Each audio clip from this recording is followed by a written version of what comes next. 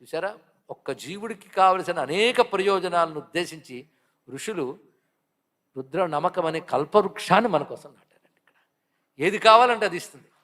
నాకు ఇవన్నీ లౌకిక ఏవి అక్కర్లేదండి అన్నారు ఒకరు. ఎందుకంటే 3 పూట్ల తిండి దొరికిపోతుంటే ఏం అక్కర్లేదు అనిపిస్తుంది. కనుక నాకేం కోరికలు లేవండి. ఎందుకండి, తీరిపోతున్నాయి. కానీ కోరికలు లేకపోయినా అవసరాలు ఉంటాయి. కనుక పిల్లవాడికి ఏమీ తెలియకపోయినా వాడి అవసరాలు తల్లి ఎలా గుర్తించి వాడికి సమకూర్చుతుందో, మనకు తెలియని మన అవసరాలు గుర్తించి మనకు ఏర్పాటు చేసిన తల్లికి తల్లుల తల్లి వేదమాత. అందుకే ఆ తల్లి ఎన్ని మంత్రాల్లో ఎన్ని ఇచ్చిందో వేదాల్లో. మనం ప్రస్తుతం రుద్రం గురించి చెప్తున్నాక రుద్రమహిమ, ఇలా వేదముల్లో వివిధ సూక్తముల్లో వివిధ మహిమలు ఉన్నాయి. అంత అద్భుతంగా వేదమాత ఇస్తే అలాంటి విద్య నుంచి మనం దూరం అయిపోయాం. ఆఖరికి ఆ విద్యని నమ్ముకుని కొనసాగిస్తున్న వారిని అవమానించే స్థితిలో కూడా తయారైపోయాం. ఇది దౌర్భాగ్యం. అంటే బాగుపడే యోగం లేకుండా చేసుకుంటున్నాం ఇక్కడ. కానీ ఈ రెండవది అసౌ మంత్రానికి చెప్తే అసౌ యోవ సర్పతి నీలగ్రీవో, ఇది తీసుకునే మహానుభావుడు అప్పయ్య దీక్షితులు నీలగ్రీవం త్రినేత్రం పెట్టాడు ఆయన. ఎందుకంటే అప్పయ్య దీక్షితులు అంటున్నారు కానీ ఎవరో చాలామంది తెలియదేమో, ఆదిశంకరుల తర్వాత అంతటి వారు. ఆయన 15వ శతాబ్దం నాటికి చెందినటువంటి వాడు. మొత్తం 104 యజ్ఞాలు చేశాడు, 104 గ్రంథాలు రచించినటువంటి సిద్ధపురుషుడు.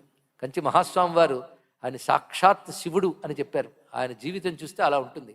ఆ మహానుభావుడు మొత్తం ఆదిత్య తత్వాన్ని పిండి పెట్టాడు 12 శ్లోకాల్లో.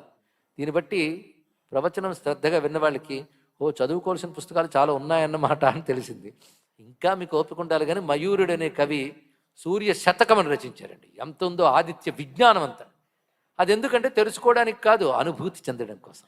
ఆ భావనతో మీరు ఆదిత్యని ఆరాధించండి. అంతకంటే ప్రత్యక్ష శివుడు ఇంకెవరున్నారు? ఒక్కటి మాత్రం నిజం, మీరు ఏదైనా శ్రద్ధతో ఆదిత్యుని ముందు అడిగితే నెరవేరి తీరుతుంది.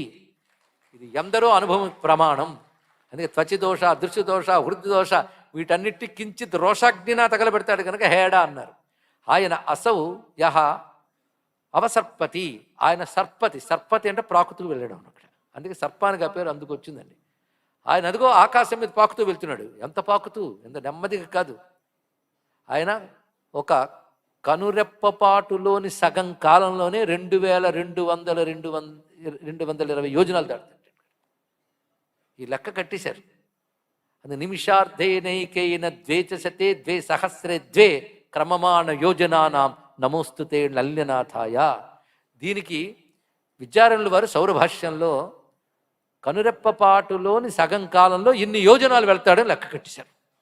అంటే అడ్డదిడ్డంగా రాశారు అనుకున్న ఋషులు. నాసా వాళ్ళు సూర్యుడి యొక్క కిరణం యొక్క వెలాసిటీని మెజర్ చేసి పెడితే సరిగ్గా దీనికి సరిపోయిందండి.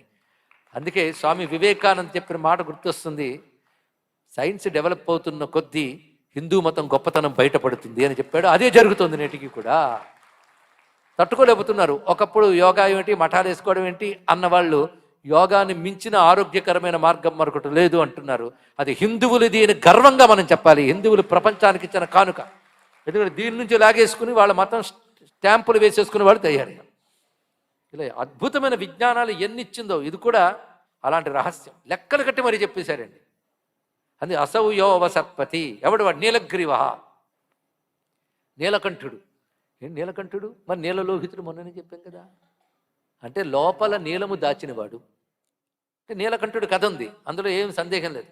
ఒక్క రహస్యం చెప్తారు. సృష్టి ఆవిర్భావ స్థితిలో ఎలా ఉన్నది అనేది వైజ్ఞానికంగా చెప్తున్న అంశం ఏంటంటే, మొట్టమొదటి ఏదో భరించలేని ఒక పెద్ద జ్వాల లాంటిది వచ్చిందిట. తర్వాత క్రమంగా అది నిగ్రహింపబడిందిట. ఇది చూస్తే క్షీరసాగర మథనంలో విషం వచ్చినప్పుడు శివుడు నిగ్రహించిన వైనం గుర్తొస్తుందండి. అంటే సృష్టి ఆవిర్భవించి మనం ప్రస్తుతం చూస్తున్న రూపం ధరించడానికి మధ్యలో ఎన్ని రకాల మార్పులు జరిగిందో ఆ మార్పులు యాక్సిడెంటల్ కావు, అవన్నీ సిస్టమేటిక్గా జరిగాయి. ఆ సిస్టమ్ పేరు భగవంతుడు. ఆ ఏ మార్పులు జరిగాయో ఆ మార్పులన్నీ వివిధ దేవతా రూపాలుగా వర్ణించారు. ఇది పురాణ కథల్లో ఉన్న శబ్దములకు అర్థం తెలుసుకుంటే